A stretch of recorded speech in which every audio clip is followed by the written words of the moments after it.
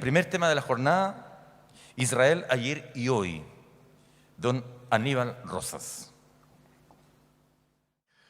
Mi nombre es Aníbal Rosas, soy director de la ONG Jabrim Israel y soy miembro de la sinagoga Beit Emuná.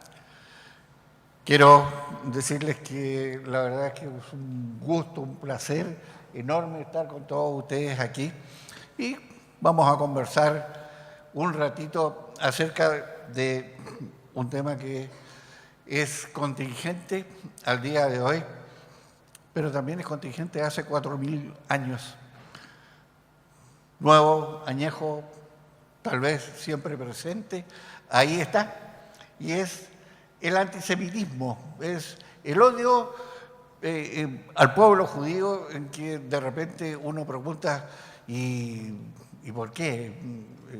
Hay gente que es capaz de explicar sus razones, pero la gran mayoría, la inmensa mayoría, no puede hacerlo.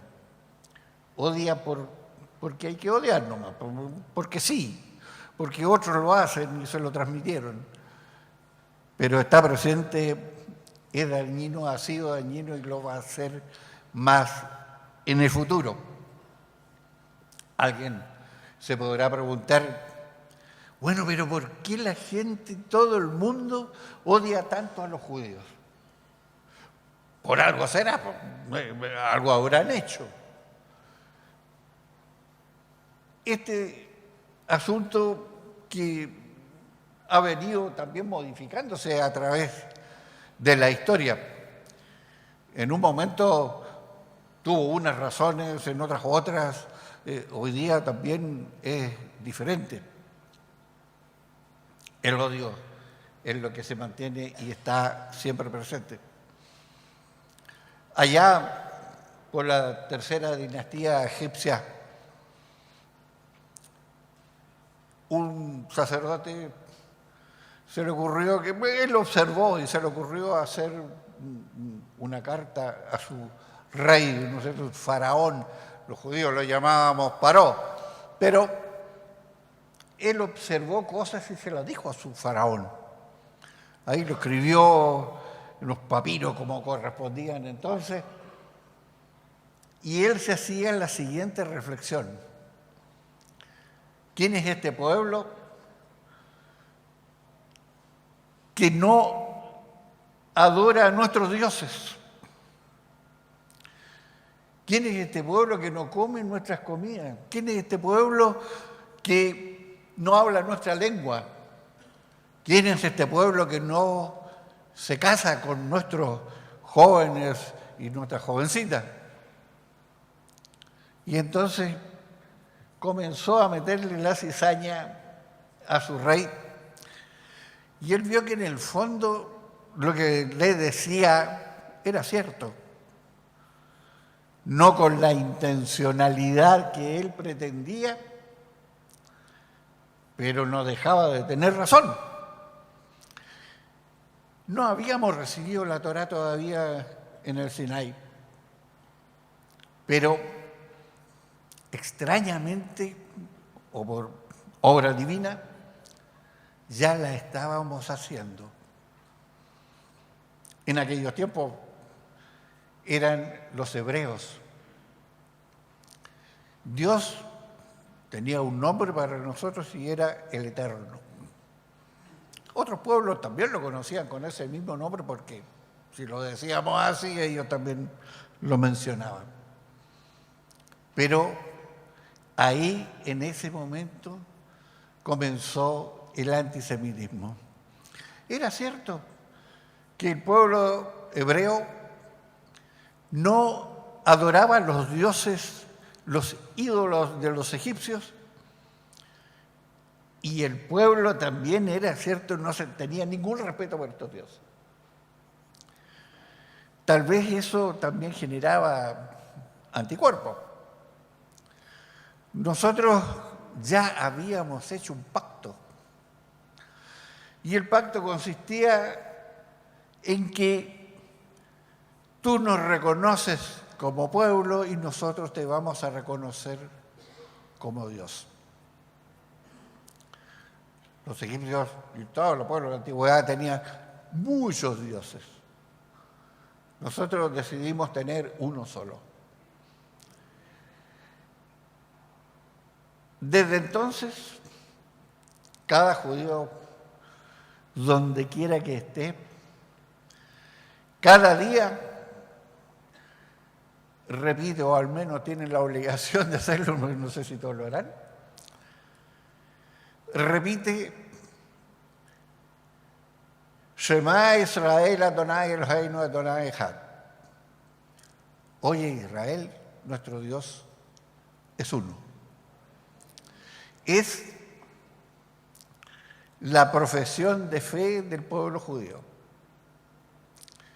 Es la frasecita que todos decimos cuando en algún minuto tenemos alguna aflicción, cuando estamos dolidos, tenemos una pena.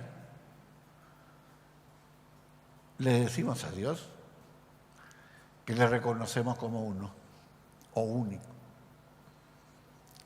Es el anhelo que tenemos de poder decir esa frase como la última antes de que Dios nos llame a la otra vida. Pero ahí comenzó el antisemitismo como un modo de ver que este era un pueblo irrespetuoso, y más adelante, unos 300 años antes de la era común o la era cristiana, se renuevan estas situaciones, pero se le comienzan a agregar otras cosas, otras opiniones, que fueron quedando como en el inconsciente colectivo. Este pueblo no reconoce a nuestros dioses porque son malos. Este es un pueblo perverso. Desde que vinieron de la edad de las cavernas y se transformaron en los Japirus y después en los hebreos, estos ya venían malos. Son malos de adentro, perversos. Fíjese que incluso circuncidan a sus hijos. Eso es una bestialidad. Eso no es de personas modernas en ese tiempo. Y lo consideraban entonces que éramos un pueblo atrasado. Teníamos la maldad enraizada en el corazón. Y se fue repitiendo y repitiendo. Y de tanto transmitirse de padre a los hijos, la gente lo fue creyendo. Entonces, transcurrieron, ¿no es cierto?, los años y los siglos, y este antisemitismo fue creciendo. Y solamente, recordar hechos que hoy día muy livianamente tal vez decimos hechos históricos. El oscurantismo en Europa durante la Edad Media, la Inquisición española, en que de 4 millones más o menos de judíos que había en España asesinaron como a 500.000, es decir, una parte importante del pueblo judío. Y entonces el antisemitismo había cambiado de que éramos malos, a otra cosa. Hay que matarlos porque ellos mataron a Dios. Yo no sé si Dios puede ser muerto, asesinado, no sé. La Iglesia Católica, y no necesito decírselo porque tal vez ustedes lo saben mejor que yo, modificó bastante las cosas. Y en 1492, de la expulsión de España, ¿no es cierto?, después nos expulsaron de Portugal, de cuántos lugares, entonces la gente iba. Pero tarde o temprano algunas comunidades lograron estar estableciendo en distintos lugares. Llegamos a esta época moderna en que Durante la Segunda Guerra Mundial, los alemanes copian lo que habían hecho los rusos antes en menor escala, pero fueron los inventores de todo lo que hicieron los alemanes. Ellos crearon las cámaras de gases, los campos de exterminio, los camiones donde sacaban a los niños y los asesinaban con el gas de los vehículos. Todo lo hicieron ellos primero y los alemanes, claro, fueron alumnos aventajados y comenzaron a matar gente a escala industrial. 6,5 millones. No fuimos los únicos, también hubieron componentes de otros grupos que también pagaron las consecuencias. Testigos de Jehová, porque los acusaron de que eran antipatriotas, no saludaban la bandera, no querían hacer servicio militar, qué sé. Los homosexuales, los gitanos, pobrecitos, un gran parecido al pueblo judío, también errantes por el mundo, ¿no es cierto?, y que en general son buena gente, también murieron porque sí, porque eran gitanos. Nosotros porque éramos judíos. Pero la historia nos dice que los alemanes, pero también fueron los austríacos que no pagaron nada, y fueron los franceses que embarcaban miles de personas en los trenes para que fueran a Auschwitz y Treblinka y también fueran asesinados, y también fueron en Italia, y también recordemos que los ingleses y los norteamericanos no quisieron bombardear las líneas férreas para evitar que los trenes siguieran llevando seres humanos a un matadero como había. Aquí participaron todos, no fueron solamente los alemanes. Y aquellos que creen, ¿no es cierto?, que fueron el componente nazi del pueblo alemán, no, también están equivocados. Fueron todos los alemanes, porque todos sabían y todos se prestaron. Todos cooperaron con eso. Si tomamos como ejemplo solamente los ferrocarriles alemanes, donde trabajaban como 300.000 personas, esos todos tenían familia, los cuales también le contaban y también sabían, etc. Aquí la culpa es general. Entonces, podemos asumir que el tema del antisemitismo no es de un solo grupo.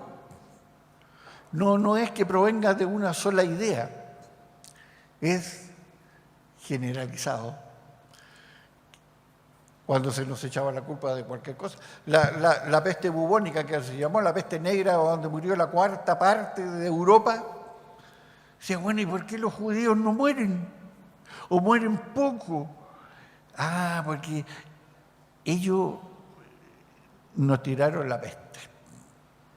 Son los autores de todo esto.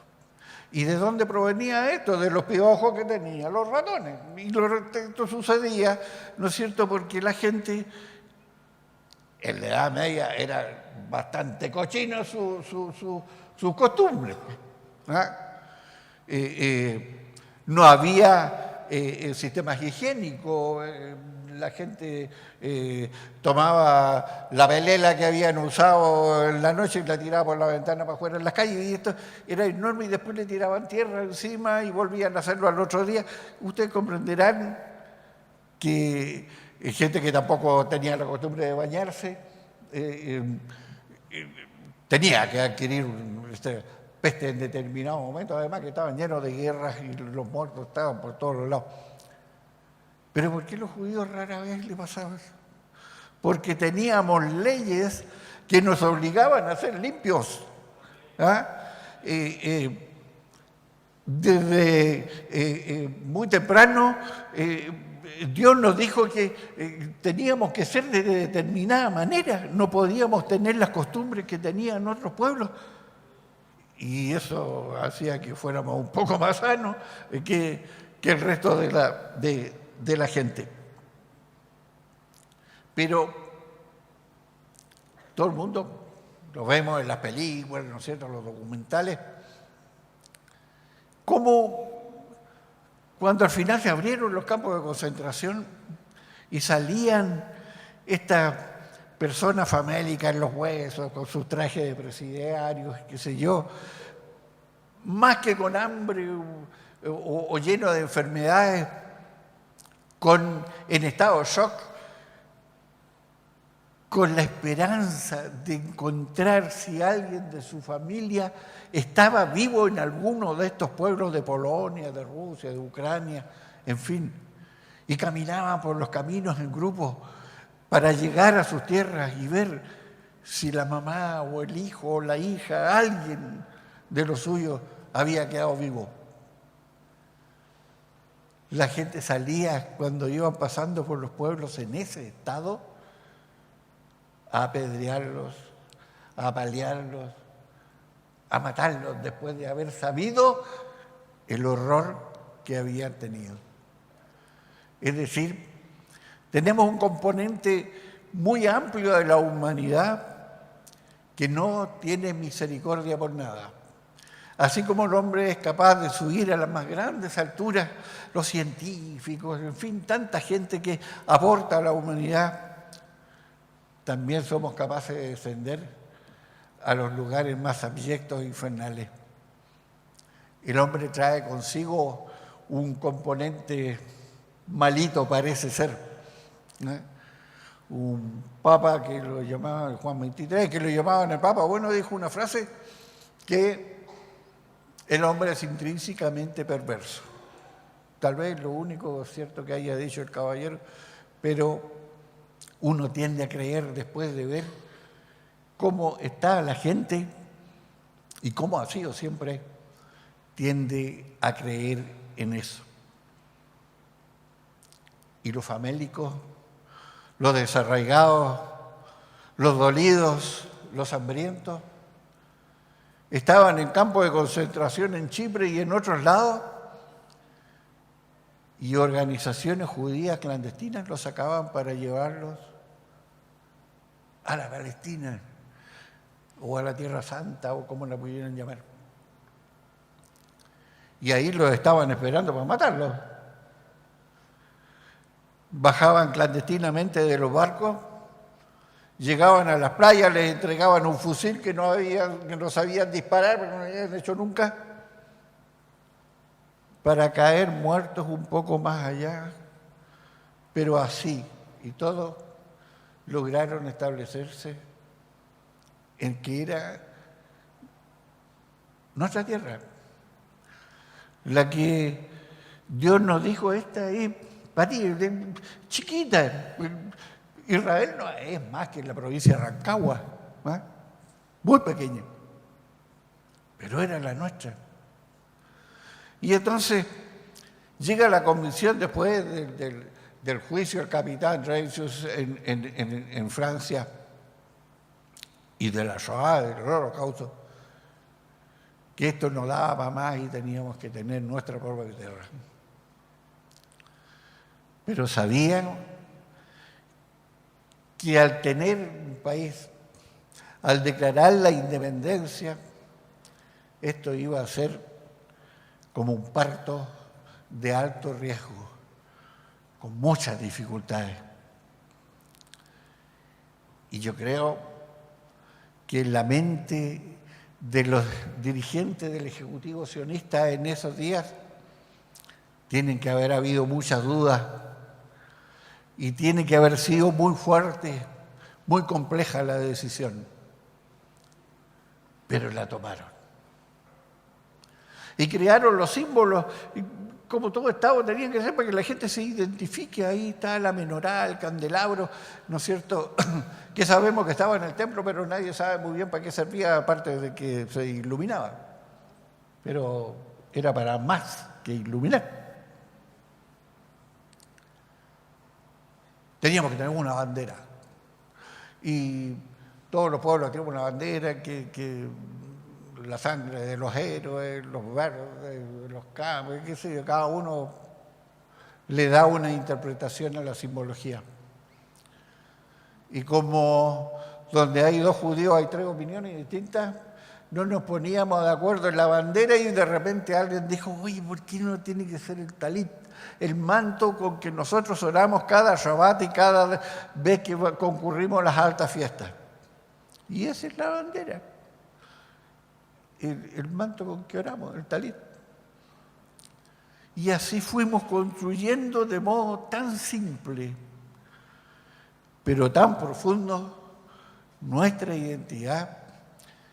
Y después de un paréntesis de 2000 años, volvimos a tener nuestra tierra, nuestro país, que nadie le puso ni reino, ni república, Estado, el Estado de Israel. No tenemos una constitución. ¿Para qué? Si la constitución es la Biblia y ya la tenemos hace harto rato.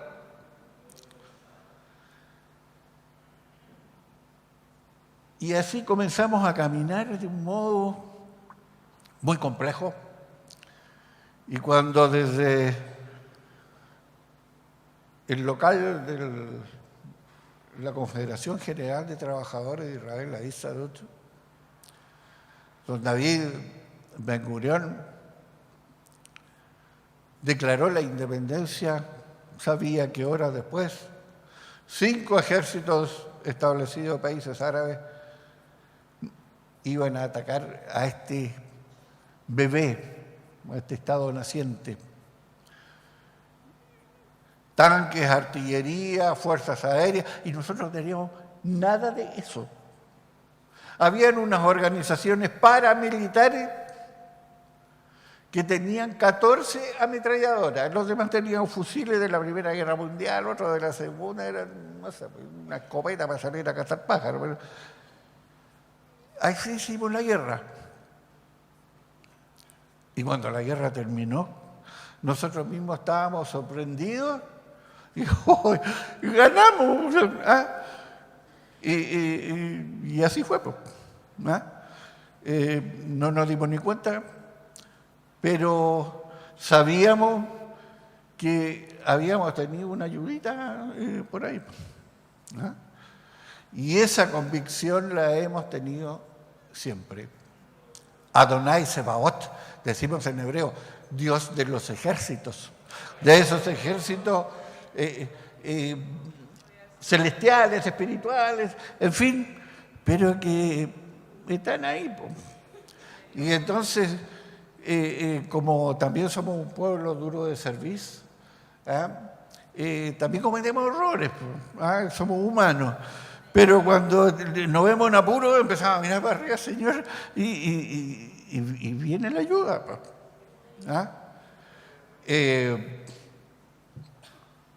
Hay un cuantito por ahí en que un israelí le dice, Señor, ¿por qué tú a nuestros enemigos ahora le diste petróleo y son ricos y tienen todos los millones de dólares que quieren? Nosotros somos tú no diste nada.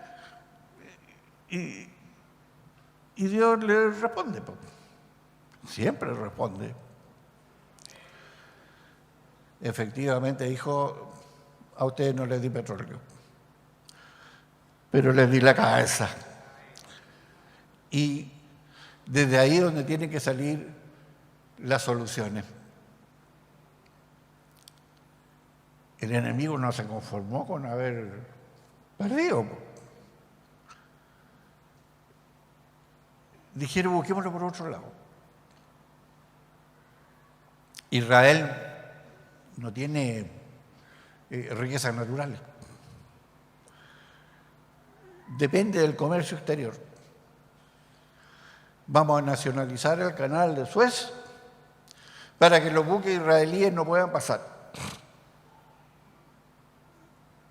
El canal estaba administrado por británicos y franceses que pusieron el grito en el cielo, entonces dijeron, no, esto no lo vamos a aceptar. Pero antes de que ellos lograran movilizarse, los israelíes, siendo como buenos alumnos de las tácticas militares de los alemanes, que habían inventado la Blitzkrieg, la combinación de tanques con aviones, dijeron, nosotros vamos a hacer lo mismo, pero le vamos a poner otro componente. Mientras avanzamos, los paracaidistas van a ocupar el terreno y fue así como en 6 días. Teníamos el canal en nuestras manos y otra vez el enemigo había perdido.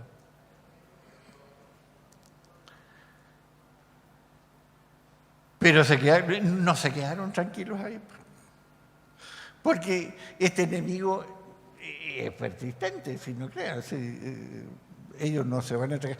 Entre paréntesis, son buenos soldados. Y entonces hicieron algo parecido para que los buques mercantes israelíes no puedan llegar al puerto de Eilat. Fortificaron las islas de Sharm el Sheikh y el estrecho de Tirán. La guerra de los 6 días y todo el mundo sabe en qué terminó. Pero no se quedaron tranquilos. Ya estaban como medio entregados. Y entonces llegaron los rusos, los inefables rusos. Y mientras comerciaban muy bien con Israel y tenían buenas relaciones, por debajo le metían a los árabes: miren, nosotros le vamos a ayudar, y porque ahora tenemos unos cohetes que van a derribar los aviones de la Fuerza Aérea de Israel, que era el gran peligro para ellos. Y fue así como llevaron técnicos militares y pilotos con los aviones nuevos que les entregaban y que los egipcios y los sirios no podían tripular porque no estaban entrenados. Y eligieron muy bien el día, Yom Kippur, el día del perdón. El día en que cada judío, no importa dónde esté, no importa que sea muy creyente o poco creyente, ese día está en la sinagoga ahí humillado, pidiéndole perdón a Dios por lo que pueda haber hecho. Es un día de enorme recogimiento. Todas las tropas en Israel estaban licenciadas, que estaban en la sinagoga, le daban permiso y quedó un solo batallón en el Sinaí. El general entonces Sharon, que después fue primer ministro, como pudo por desfiladeros prácticamente desconocidos, un grupo de jeeps, logró llegar a este batallón y en vez de empezar a beber, él hizo todo lo contrario. Volvió a cruzar el canal.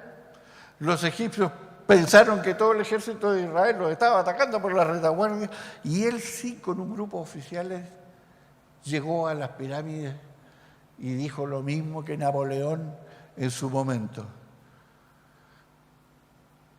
Desde lo alto de estas pirámides, 20 siglos os contemplan. Estados Unidos le pidió al ejército israelí que no siguiera más allá, porque la humillación que esta gente iba a tener iba a ser de tal naturaleza que no iban a querer firmar ningún tratado de paz después. Inicialmente las pérdidas israelíes fueron enormes. Estados Unidos tenía un puente aéreo reponiendo las pérdidas en aviones, y un cambio de tácticas permitió que los árabes sufrieran en esta oportunidad la derrota más grande que hayan sufrido en toda su historia. Pero no se quedaron ahí. No habían aprendido para nada la lección. Y entonces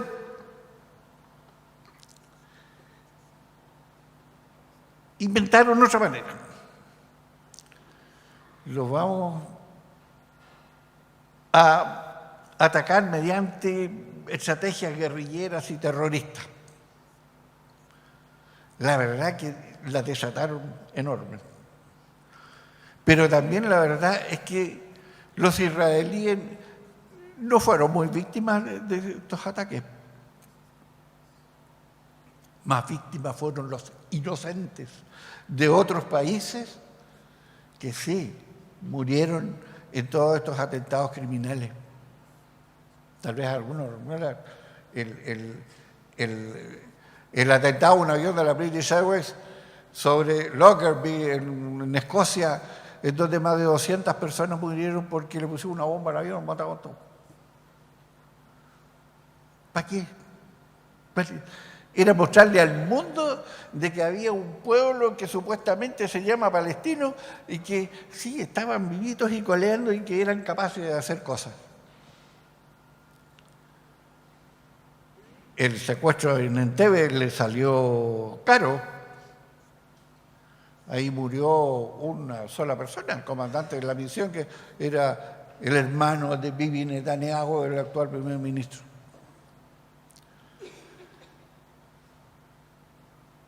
El atentado en las Olimpiadas de Múnich, en donde asesinaron atletas israelíes ahí. El gobierno de Israel ordenó al Mossad que los identificara, los persiguiera por el mundo entero, no importa dónde estuvieran, y cuando los localizaran, ahí mismo tenía que pagar. Y así sucedió. Y entonces se probó que la mano de Israel, o el brazo, era bastante más largo que lo que ellos pensaban. Uno solo se salvó de esta situación. Tal vez se salvó entre comillas, porque se escondió en Libia.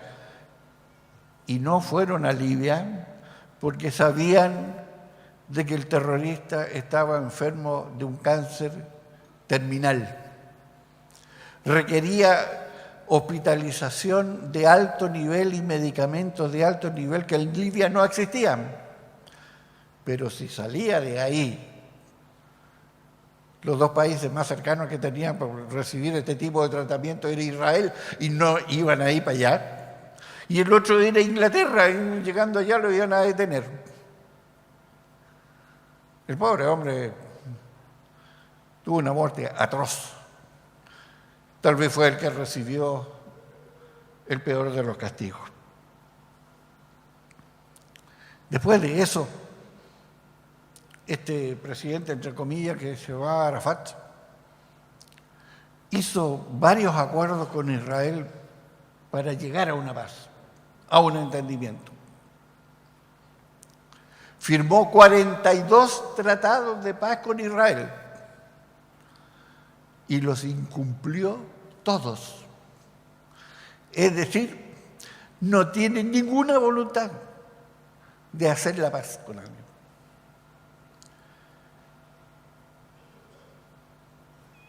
Fueron llamados por los Estados Unidos, que eran los grandes mediadores,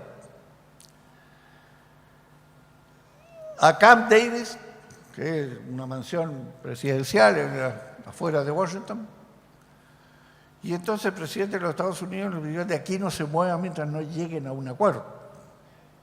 También estuvieron en White Plantation, en el estado de la Florida, pero tampoco se dieron muchos abrazos y hicieron unos discursos bien bonitos, pero ¿qué onda? Hay palestinos en ¿cómo se llama? En la Cisjordania, pues hay otros en Gaza, un territorio prácticamente de nadie, donde la mayoría de los habitantes son egipcios, pero estos se apoderaron del territorio y lo manejan de un modo brutal.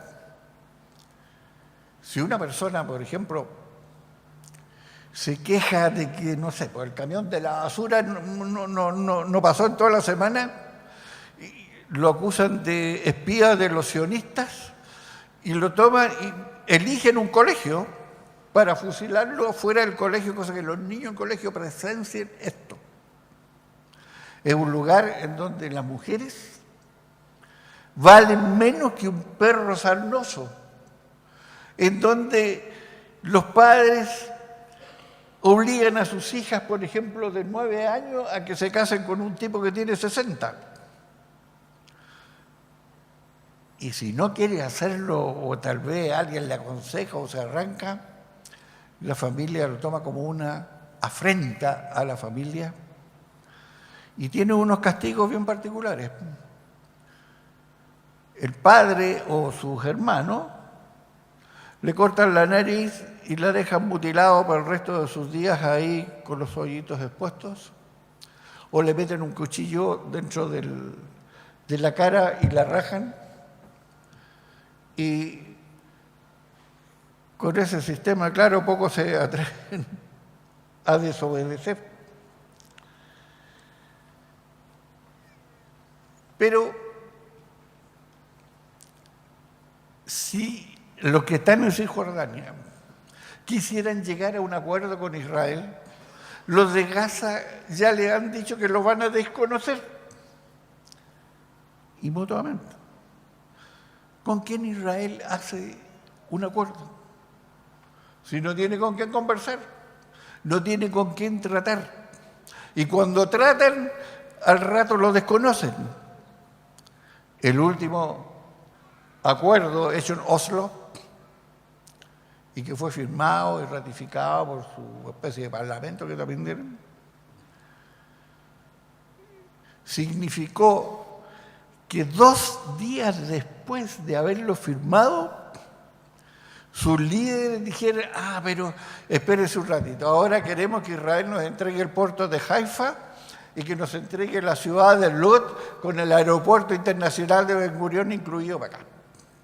Yo dije: pero si no hemos conversado eso, estamos hablando de Jerusalén. Entonces cada vez dicen algo para hacer fracasar las conversaciones. Como esto no tiene arreglo, desde mi particular punto de vista, no lo va a tener nunca. Hay otros países que empezaron a ver que pueden empezar a escalar posiciones de poder dentro del Medio Oriente. Irán, Turquía, Arabia Saudita. Cada uno tiene una visión personal de lo que es el Islam. Cada uno tiene una visión más perversa. Porque cuando dicen: no, pero es que si también hay musulmanes, no todos son malos, hay otros que, mire, tal vez no sean todos iguales. Pero hasta donde uno sabe que ha estudiado el tema, hay unos más perversos que otros, esa sí es la diferencia. No sé, las damas que están aquí, las niñitas que están aquí a la espalda, ¿qué pensarían si hubiera un inspector de su iglesia midiéndole de qué tamaño tiene la falda y si en la estimación personal de este inspector agarrara a palos aquí afuera de la iglesia o esas cosas? No creo que estaría muy contento. Alguien que no puede decir por nadie, hoy sobre todo cuando en todo el mundo occidental, ¿no es cierto?, la mujer adquiere más derechos, más conciencia de que los tiene, de que tiene que ser respetada y como la palabra que se usa es que es más empoderada. Y yo creo que todos estamos de acuerdo. No queremos mujeres humilladas. Si todos hemos tenido una madre o todavía la tenemos, una esposa, tenemos hijas, ¿por qué vamos a querer que sean de una condición que no les corresponde tener? Pero a ellos sí, ¿no? Ven el asunto de una manera distinta porque supuestamente en sus interpretaciones... Mire, yo he leído el Corán entero y no he encontrado estas interpretaciones que ellos le dan, excepto que diga que en determinado momento toda la humanidad tiene que ser musulmana y el que no es musulmán hay que matarlo. Entonces, claro, excepto eso, las otras cosas parece que son interpretaciones islámicas muy particulares. Pero vamos viendo que con todas estas cosas Israel se va quedando solo, ¿no? Y de verdad que es un país que está solo. 3 días atrás, hay una votación que hay todos los días por las cosas más increíbles, declara que Israel es el único país del mundo que viola los derechos humanos. Ahora que los rusos, los chinos en Venezuela, en Cuba, en Siria y en todos los países que se lo... No, eso no es cierto. Solo Israel. Y vas a decir, pero ustedes, ¿por qué no? No, porque nosotros somos el país de la Biblia y Dios nos dijo, pero ¿a dónde está Dios? Y que alguien lo ve, preséntemelo. ¿Va? Y como toda esta gente tiene ideologías políticas que niegan la existencia de Dios, y nosotros aquí también, lamentablemente, en nuestro país vamos también avanzando. El gobierno de una señora que había antes se prohibió que en los colegios se mencionara el nombre de Dios porque podía ofender a los que no creían. Y los que creen no tienen derecho a ofenderse. No sé, pero así va avanzando todo esto. Siempre Israel va a ser el culpable de todo lo que haya por delante. ¿Y por qué? Porque entonces volvemos a lo que era en un comienzo. No hacemos lo que ellos quieren que hagamos, ¿no es cierto? No adoramos los nuevos dioses que tienen. Tenemos algunos valores. Yo no digo que todos y cada uno estén en la misma para, pero en general sí los tenemos. Estamos en contra de que personas del mismo sexo contraigan matrimonio. Estamos por la vida. Si cuando tomamos un vaso y brindamos, todo el mundo dice salud, deseando que los demás tengan una salud buena, no sufren de nada. Nosotros decimos lejaim, lo decimos en plural, decimos por las vidas, por esta y por la otra que habrá de venir. Tenemos respeto por la vida humana. Hace años atrás, tal vez esto podrían repetirlo, pero no creo que en el día de hoy la autoridad lo encontrara conveniente. En los colegios les daban unos documentales, sobre todo en los colegios las niñitas, en donde mostraban lo que le sucedía a una chica que había quedado embarazada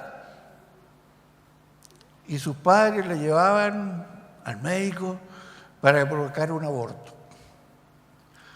Y con los sistemas de los rayos X filmaron unos abortos de verdad. La guaguita estaba, la guatita formada, tenía las manitos, la carita, todo. Y le introdujeron un asunto parecido a una especie de tenedor o algo así, y se veía cómo se destrozaba a una criatura, un bebé, que no podía defenderse. Pero como ojos que no ven, corazón que no siente, no era un crimen, era un aborto. Se han inventado hasta un montón de palabras para señalar este tipo de cosas. Y hacía efecto cuando yo la vi, quedé impresionado. Después, con los años, les puedo contar que hace 15 días atrás una de mis hijas me hizo abuelo otra vez.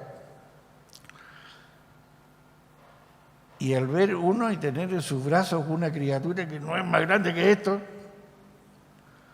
uno piensa, yo la mataría. Permitiría que alguien lo hiciera. ¿Qué sintieron esas mamás que, estando en los campos de prisioneros, escondían a sus guaguas y cuando la tomaban de los piececitos y la azotaban contra las murallas de los edificios, en Auschwitz, en Maidan, en fin, que tantas veces sucedió. ¿Qué sentía esa madre? ¿Qué sintió ese bebé? Entonces,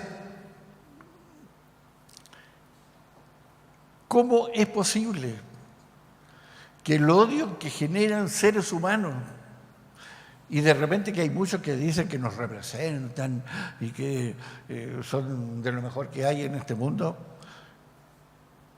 tienen esas actitudes, legislan a nuestras espaldas para cometer crímenes, para estar haciendo perversiones? ¿Cree el pueblo esto? Cuando es silenciado por la prensa de que se hace en Santiago una manifestación de iglesias evangélicas en donde van mujeres, van niños, ancianos, entonando sus canciones o himnos, y porque llevaban la bandera de Israel, fueron apaleados y ahí estaban, no lo publicó nadie, unas fotos de estos diarios como el Metro, ¿no es cierto?, que no tiene mucha circulación, mostrando a ancianos chorreando de sangre sentados en la solera ahí frente al antiguo Congreso de la Nación. Porque estaban con letreros que decían no al aborto, no a esto, no al otro. El tema valórico de la gente que tiene fe. Hace unos días hay una manifestación de los profesores en el magisterio, luchando, pidiendo por sus intereses. Es legítimo que los pidan, cada uno ve lo que le conviene, pero yo me pregunto qué tenía que ver que en medio de la manifestación en Santiago y en Concepción, los profesores que estaban luchando por esto, educación de calidad y qué sé yo, todas esas cosas, empezaran a gritar en forma bastante masiva: maten judíos, hay que quemar judíos. Entonces, podemos ver cómo el antisemitismo se transformó en una bandera de lucha de cierto sector de la política nacional en América Latina. Podemos ver en Venezuela cómo hace un tiempo atrás las tropas asaltaban 2 veces el colegio hebreo de Caracas, en donde estaban niños de 5, 6, 7 años, porque supuestamente los niños tenían escondidos fusiles Kalashnikov para derrocar al gobierno. Y por supuesto los chicos aterrados allí. Israel y todos los judíos del mundo, no creemos que hay una parte de Israel judía y la otra árabe. Nosotros creemos todo Israel es nuestro. No tenemos lugares santos. Para nosotros toda la tierra es santa. Desde que Dios le dijo a Moisés, descálzate que la tierra que pisas es santa. En consecuencia, colonos que ustedes pueden ver, unos ortodoxos, esos que se habitan de negro, unos sombreros y qué sé yo, que son muy peculiares. En general son gente pobre, muy prolíficos porque ellos no hacen nada por evitar la concepción. Tienen todos los hijos que haya que tener, todos bienvenidos. Comenzaron a poblar los lugares que ellos dicen que son de ellos. Con muchos reclamos, pero hemos ido avanzando. Ellos dicen que están acorralados y que la culpa de que no suceda nada la tiene el presidente de los Estados Unidos, el señor Trump. Mira, habrá mucha gente que no lo quiere porque dice que dijo esto, que dijo lo otro, bueno, no sé. Pero para nosotros es un Señor que le ha puesto, como dice popularmente, las peras a cuatro a todos los enemigos de Israel y nos defiende, nos ayuda y mientras Él esté, nosotros vamos a tener también muchas ventajas. Y también la va a tener Estados Unidos porque esta cosa es de vuelta y también Israel le está suministrando a Estados Unidos muchas cosas que ellos hasta el momento no habían podido lograr. En consecuencia, el terrorismo se fue a Europa, atentados en España, en Francia, etcétera, etcétera. Y fíjense que en Francia, pues, particularmente, un país bastante antisemita desde siempre,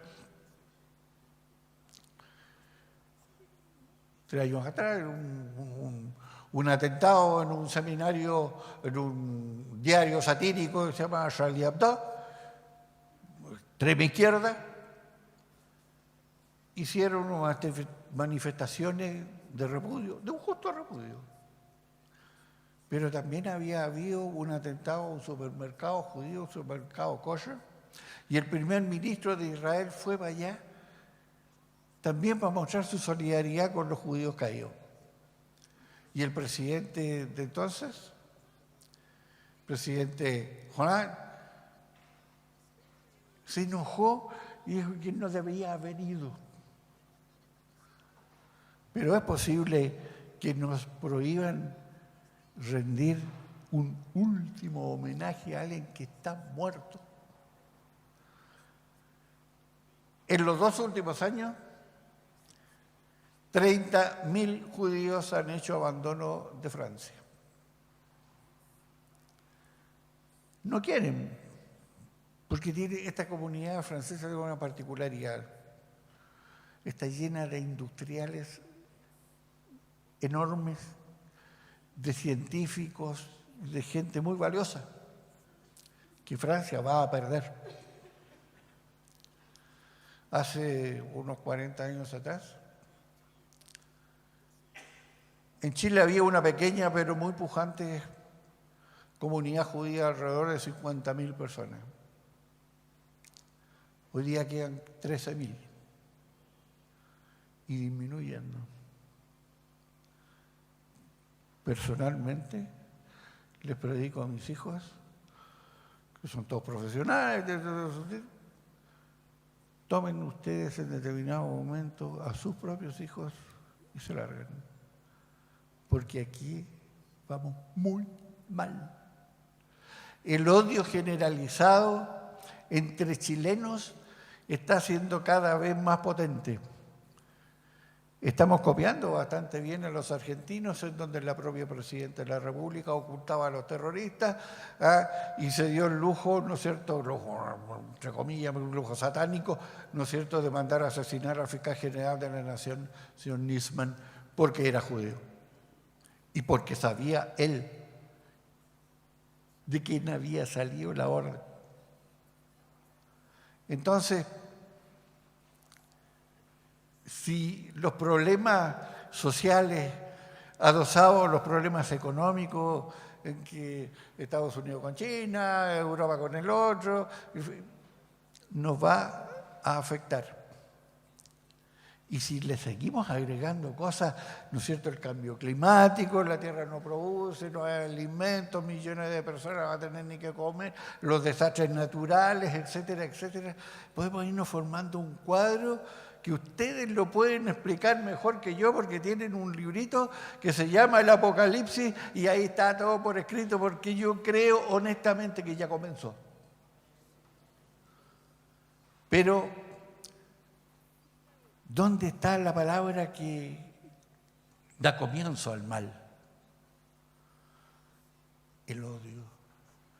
Si nos odiamos entre nosotros y tenemos todas estas diferencias en que ya no somos capaces de hablarnos ni nos discutimos, ya no somos capaces de hablar con el vecino porque ya ni hablamos, ya no sabemos cómo se llama el señor que vive al frente, en nuestra casa ni nos interesa tampoco, en fin, eso es lo que estamos sembrando, pues.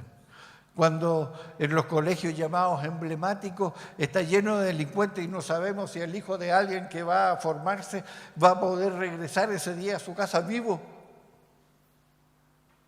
Entonces, tenemos que aceptar que aquello que dicen, ¿no es cierto?, los escritos sagrados, dice que el siembra vientos va a cosechar tempestades. Y en eso estamos.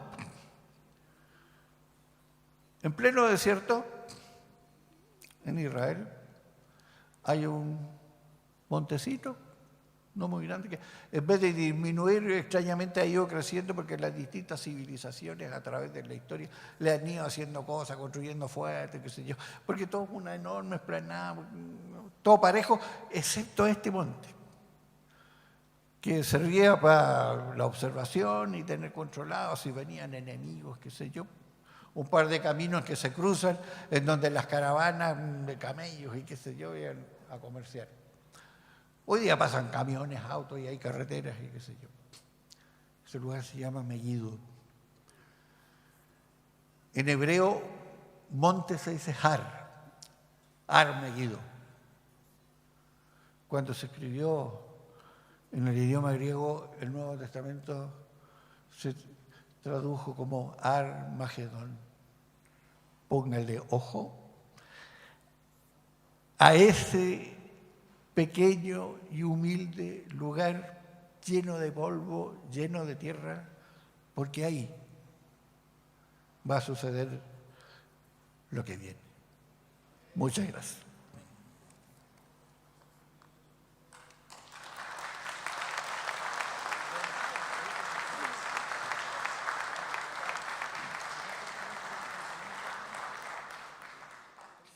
En la oportunidad anterior, perdón, no me presenté, ¿eh?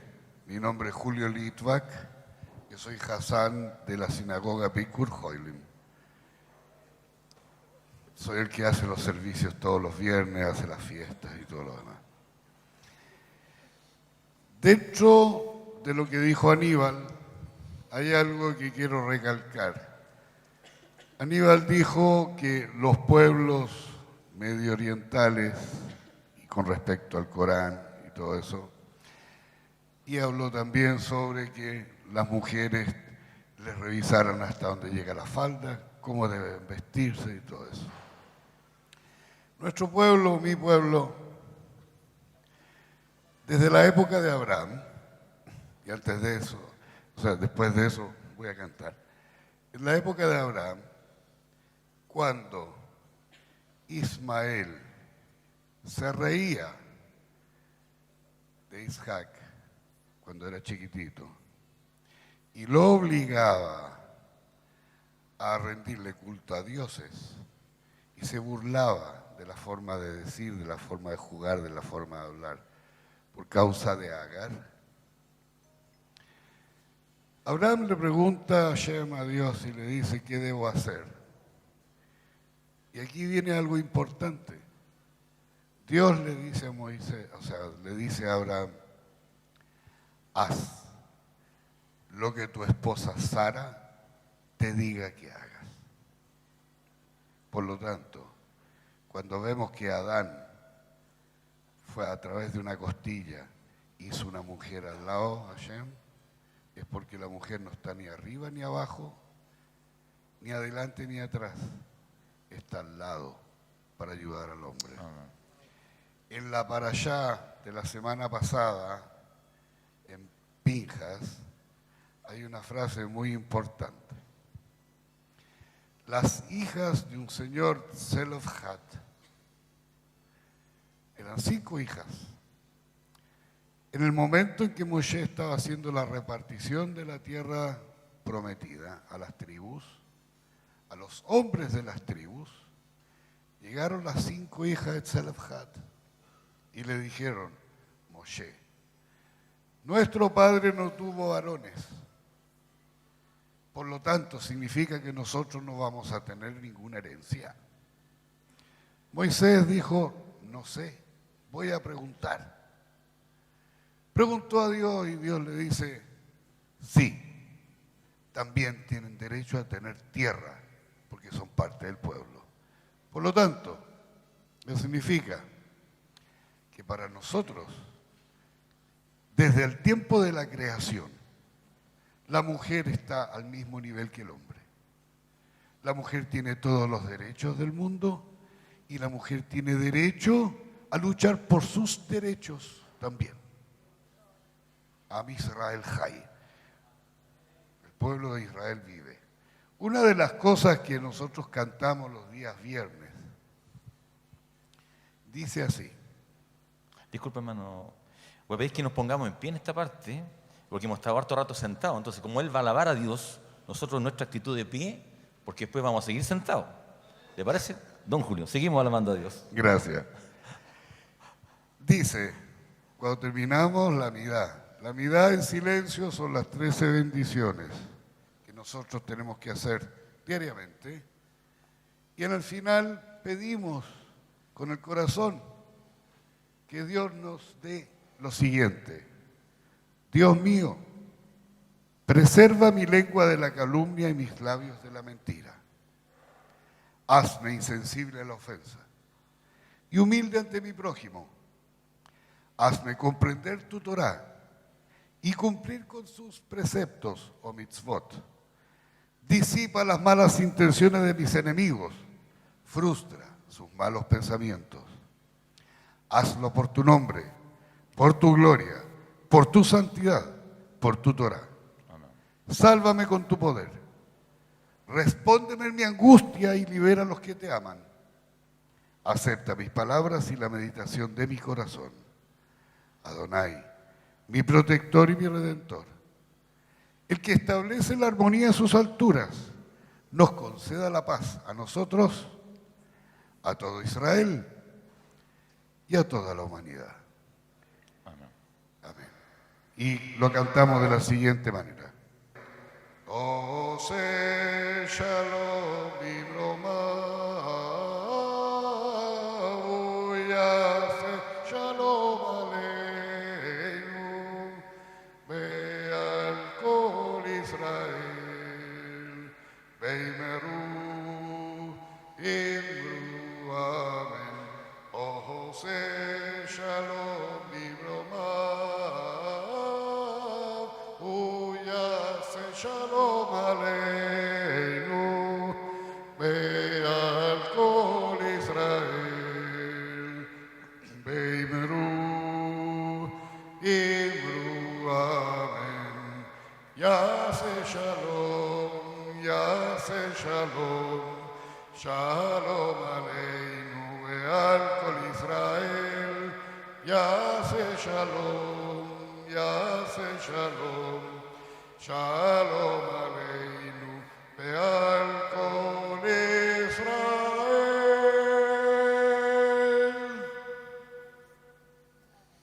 Generalmente nosotros hay dos palabras que mencionamos permanentemente. Shalom. Shalom. Shalom.